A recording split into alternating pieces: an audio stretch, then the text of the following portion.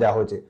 সকল ধর্মীয় উপাসনালয়ে বঙ্গবন্ধু, দেশরত্ন এবং আমাদের বাংলাদেশের জন্য প্রার্থনার জন্য বাংলাদেশ ছাত্রলীগের সকল স্তরের নেতাকর্মীদের প্রতি আহ্বান জানানো হয়েছে।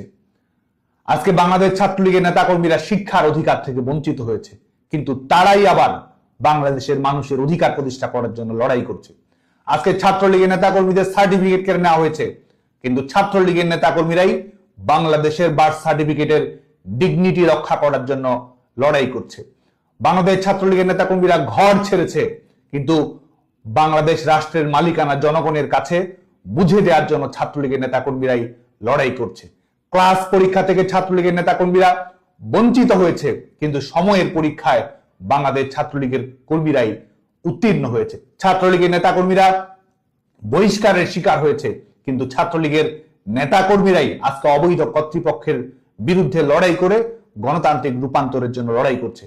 আজকে বাংলাদেশ ছাত্রলীগের নেতাকর্মীরা বাবা মায়ের জানাজায় শরিক হওয়ার সুযোগটুকু পর্যন্ত পাচ্ছে না, কিন্তু তারাই আবার ভবিষ্যৎ প্রজন্মের জন্য আজকে একটা নিরাপদ বাংলাদেশ প্রতিষ্ঠিত করার জন্য লড়াই করছে। আজকে সন্ত্রাস, সহিংসতা, মবের শিকার হচ্ছে বাংলাদেশ ছাত্রলীগের কর্মীরা, কিন্তু তারাই আবার স্থিতিশীল ভারসাম্যপূর্ণ গণতান্ত্রিক বাংলাদেশের জন্য লড়াই করছে।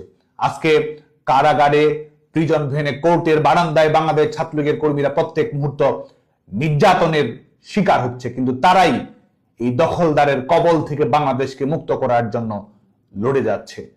আজকে দেখা মাত্র গুলি করার বাংলাদেশে বাংলাদেশ ছাত্রলীগের নেতাকর্মীরাই গণতন্ত্রের প্রতিষ্ঠা করার জন্যই আলো জাগানো ভাস্বর পদধ্বনি হয়ে গোটা বাংলাদেশে লড়ে যাচ্ছে, স্লোগান দিচ্ছে, সংগ্রামে অবতীর্ণ হয়েছে। এই দখলদার ফ্যাসিস্ট শোষণের কবল থেকে মুক্ত করার জন্য বাংলাদেশ ছাত্রলীগই গণতন্ত্রকে বিজয়ী করার জন্য চ্যাম্পিয়নদের সংগঠন।